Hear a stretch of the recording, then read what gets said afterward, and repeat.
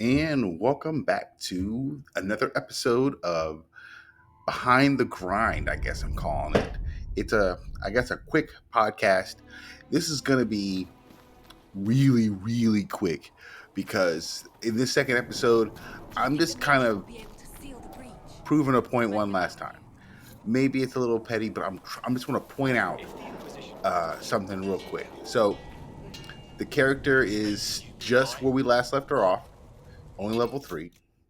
And I'm going to show you how quickly you can get in and out of the hinterlands. Now, I'm going to it's going to be live. Everything you're seeing right now is edited to show you some of the initial stuff at Haven. So you have some early mission stuff where basically you're getting to meet your support staff, for lack of a better term. So you meet Adon the Apocrypher. You saw me talk to the blacksmith and to the quartermaster. Between those three is basically your benches. Does it trouble you? And then once you do your tour of Haven, Stop you get spreading right and it to doesn't your hurt. your first We like take our mission briefing victories and where your we introduction can. to the war What's table. important is that your mark is Um, now stable, it's pretty as is the straightforward. breach. If You've you've given us unlocked time, any and Solas DLC believes the at second this attempt point, might it won't succeed, appear except provided the for mark has more power. The same the level of Emporium. power used to open the And like, breach in the first place. okay, so in the last That is video, I not explained that Couldn't that I kind of have all the power just make DLC, things but I have worse? nothing saved. And So people call there's me a a pessimist. DLC component for Trespasser called the Golden Nug, and it is an awesome little perk. And basically, what it does is it saves all your schematics or recipes. So everything you collect in the game lets you craft weapons and armor and other items. Um, you collect them over the course of your game, and therefore you can constantly make more and more of said item. The Golden Nug saves those recipes and schematics across your playthroughs. So on my Xbox Series X saves, I have basically everything my characters have collected across every playthrough for however many playthroughs I have. And the golden nug on that account is pretty, it takes about a few minutes to go through all of my crap. Okay, so now we're live. And from this point on, the video is in real time. So someone complained that the Hinterlands, the first location you get to in this game, is this forever slog that takes hours and hours and hours.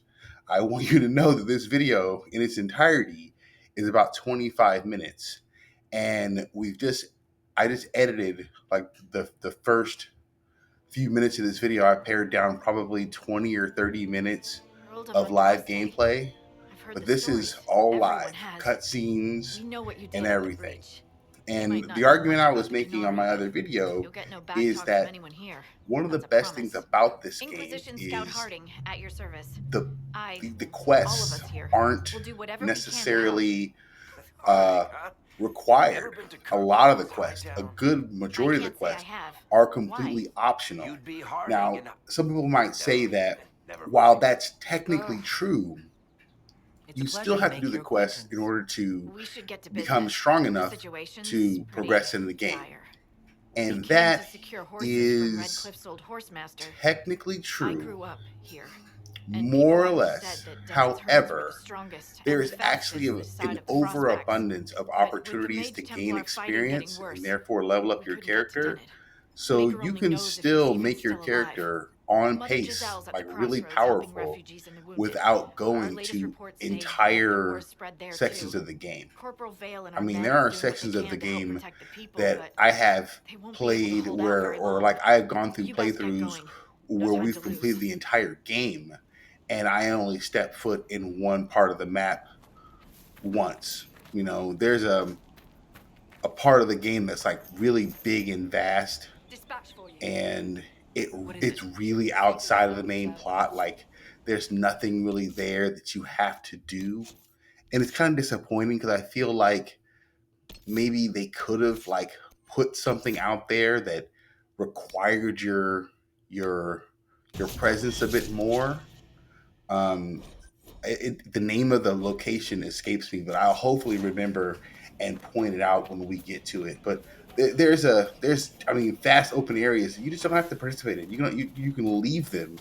But on the flip side is once you beat the game, Trespasser DLC notwithstanding, Watch your step. you can go out there and complete all those quests, and it doesn't violate the story in any way because of the types of enemies you face and like the overarching concerns that are still left unaddressed at the end of the game. So there's still Venatori out there. So if you go to this part of the game Mother where Giselle cannot be far. now you've defeated Corypheus, it still makes sense that there's Venatori camps out there because those people would still have their own agendas and you know whatever they're up to, they would still be up to it. Excuse me.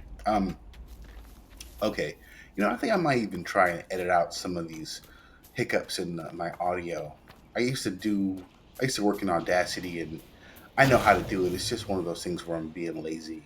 Okay, so I just met Scout Harding for the first time, and I love the fact that the trailer shows you with Harding, like in that trailer, like it's YouTube.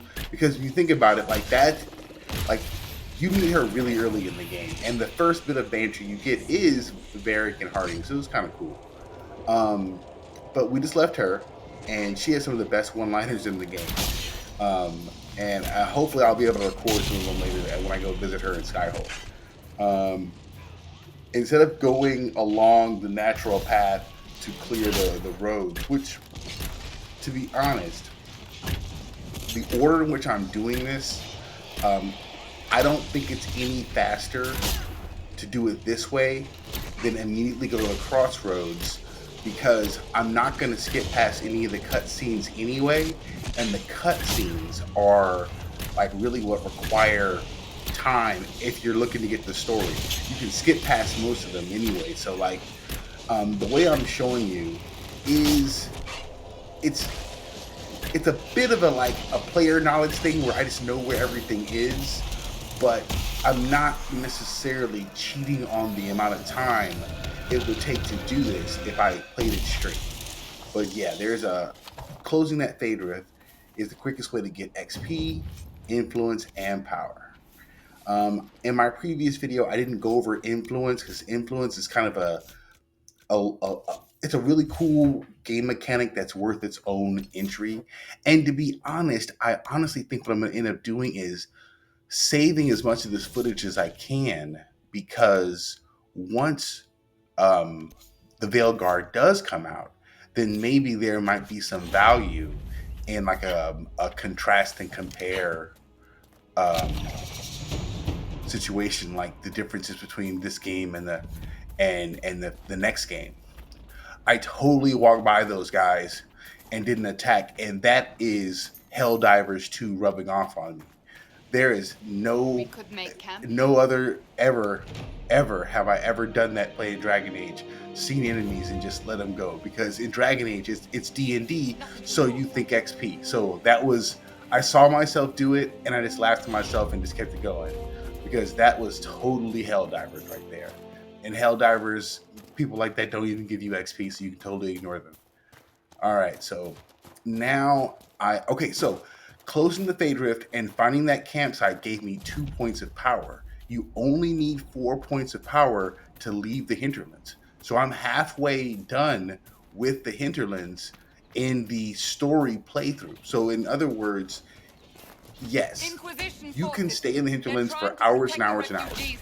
If you Looks like they do, could use a you'll hand. end up getting what, for lack of a better term, me and a couple of friends of mine, we call Hold. level We are adjustment. not apostate. In other words, you just I do not are think they always can. going to be more powerful than the game's median characters. I don't know if you've ever played Final Fantasy Tactics, but in Final Fantasy Tactics, you can play a bunch of non-story missions and constantly get more and more powerful.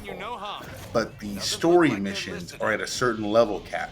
So you can run around the wilderness just getting into random fights and get to level 20 and then all of the battles you get into before moving on to the next stage of the game are against level 10 enemies when it comes to the story mode. So it's kind of like that. You can make yourself so powerful running around the Hinterlands that when you're done running around and you leave, you're more powerful than everything in the first act, you know, and that includes the people, the random people running around. But there's a whole bunch of other fixes to this because there's a Be whole ready. You're all coming our subset way. of like settings you can engage with.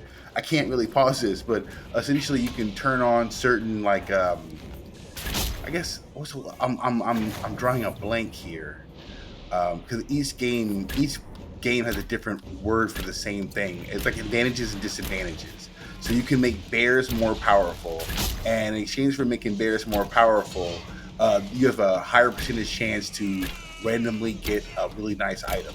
And there's other different, and there's a specific word that escaped me, and I'll be able to tell you next time, or maybe if someone watches this video, they can put it in the comments with a whatever, just let me know how I messed up. Um, but basically, most of them make the game more difficult in ways. I like to use the one that makes that the enemies always scale to how strong you are. I find that to be extremely useful, especially when you don't want to do every single quest. One of the problems in the game, and that's not a problem, but it's just how the game manages its difficulty, is for different regions, they're different levels of strength. So even here in the Hinterlands, which is It's like done. an introductory place, there's areas we can go to right now where I will have one hell of a fight getting out of there. Well, if you put this trial, they're called trials. Okay, if you put now I don't have to edit the video with like words. Okay, so if you put the trial on that keeps everyone at your level, a la Final Fantasy Tactics, then you can continually get good XP for defeating them, which is very, very important. If you don't want to do story missions, but you still want to gain XP and level up your character, that means every There fight are you get mages into here really who counts. can heal your But if you wounds. don't put on that trial, Lie then still. eventually you'll run into Don't enemies who are just pushovers and you Touch won't me, get any mother. XP for them. Their It kind of magic is forces you to count a do stuff noble to earn the purpose. XP you need to The continue to magic is progress. surely So no there's more one evil way than your around flesh. having to do missions that you don't feel like doing. Hush, I dear just boy. really appreciate the fact that Allow them to it's ease very your much suffering. like D and Mother D Giselle, if you could I play it am, without and you a must be the table one I am a calling the the tabletop. Herald Like of I Andraste. I love D&D, but Not through so any many of choice the of mine. rules are there We seldom have because you're much say playing in with our dice fate, I fear to and say. pencil So and you agree with paper. them? If I you don't had a presume computer to know the program matters of simulation nations for to any play a game purpose, like D&D, but I which did not tries to ask you to come simulate simply to live debate with combat me. is precisely Why am I impossible, here? you wouldn't have a turn-based game. You don't need the I know turns the if Chandrese you they have, movement, and I am the danger familiar room with those behind or it. the frostbite engine. I won't You would lie. have something that was Some of smooth them and are seamless, a grandstanding, fantasy, hoping to increase their like chances of becoming the Elden new Ring or divine. whatever that game is called. But like Some are it simply would it terrified. wouldn't be a And they are pause, good people. go pause, Sensitive unless you're enough to trying to help. simulate a tabletop, which also has What a lot happened of was value. I think that horrible. would be super Fear awesome. Like makes I us want to desperate, get into a but few of hopefully the not newer beyond games I've reason. seen Go that to are them. more in that vein. Convince the remaining But clerics the you are idea of leading getting into the down field. and I have playing heard as only like a frightful Dritz type tales of you. character, Give it them looks like they're something getting else to closer and believe. closer to that. You want me to appeal Um, to them? I'm gonna I do some told you more where I action after stand. this conversation I with Lady wouldn't Giselle. suggest it. Who, okay, I wanted to They even mention this went too when I on. was watching this Let me put earlier. it this way. Lady You Giselle needn't convince them. is a really great You character, just need some but of you them. don't really get a chance to get Garth, into it with her the unless barrel is you a follow unified along voice. with Dorian's Take that story. from She them really and you will picks find up it there, genuine. and which is awesome because It's I good of you to personally do think this. Dorian is I honestly don't know if probably the you'll be best touched side by character in the fate. game. I But think cannot you can wait help us, but to I meet hope. him 10 years later Hope is what we need in now. um, The people will the listen to your Veilguard, main and call, I'm as they will wondering listen how to your much of voice. their You backstories could build the we get Inquisition into a force to that will use because deliver like us, one of my best destroy inquisitors us. romanced Dorian. So if I I will go decide to to Haven create and provide when I Sister make my new Juliana with character, names if I of those make in the that Chantry guy who will be my amenable to a death inquisitor, ring. Like, do I also get to choose But I that will they impact romance with story? everything. And if I get to choose they romance story, and does that represent itself somehow in the game? Like, I'm a little okay. One of the things they talked about the game doing was having sort of Have a, you been taking um, notes on all this, for lack of a Veilguard? better term, You'll need to be a more central specific point there, Seeker. where you kind of The like Inquisition. teleported to your You're not missions. And planning I to thought write to a book myself, about us, are you? okay, Don't get that could your be hopes good, that up. could You're be not bad. that interesting a If you've subject. ever played Midnight Suns, that's essentially what that is.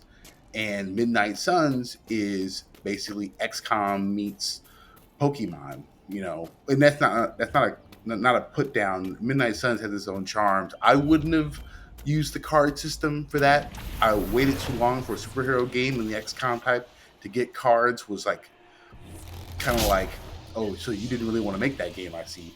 But it's neither here nor there. Anyway, the idea is that was how they like conveyed and moved the story along. They had a central point, and they just teleported to their next adventure. Dragon Age: The Veilguard could do that, and it wouldn't necessarily be a bad thing because in your home base you can handle all your conversation. Heck, let's be honest. In this game, one of the things that they changed over previous BioWare games is the fact that you can't really talk to your party members out in the field. I used to remember playing um, either Knights of the Republic 1 or 2, where there would be moments where you would have to stop what you were doing because one of your party members, like, looked like they were a little sad, needed a pep talk, because it was like you could actually stop the combat and talk to them and have a conversation. In Origins, for sure, you could literally talk to them at any time. And I feel like that was sometimes problematic because you would accidentally talk to them while you were trying to like open up something, or they were just blocking. And I think the reason they took that away was because it was kind of like a mild irritant sometimes where you're trying to do something else but you keep asking more again a question. It's the same. It just, yeah, and it was for the best. Like, I don't miss trying to climb up on something and suddenly I'm talking to Alistair. Like, I don't miss that. So having Skyhold, having Haven, where I can go back and get into the nitty gritty of the conversation is pretty awesome. I've always felt like no matter how many hours they give you of gameplay, I guess more is always better. Which is also why when people talk about how much they don't like the Hinterlands, I'm like, okay, you know that you want another game. So even if you loved this game, like, in terms of the experience, are you all full up? Like, do you really not want more stuff to do? Like, the moment I realized that I could bypass all of this and just get on with whatever I'm doing, it was like I want the same type of, like, I don't know, menial task missions all over the game.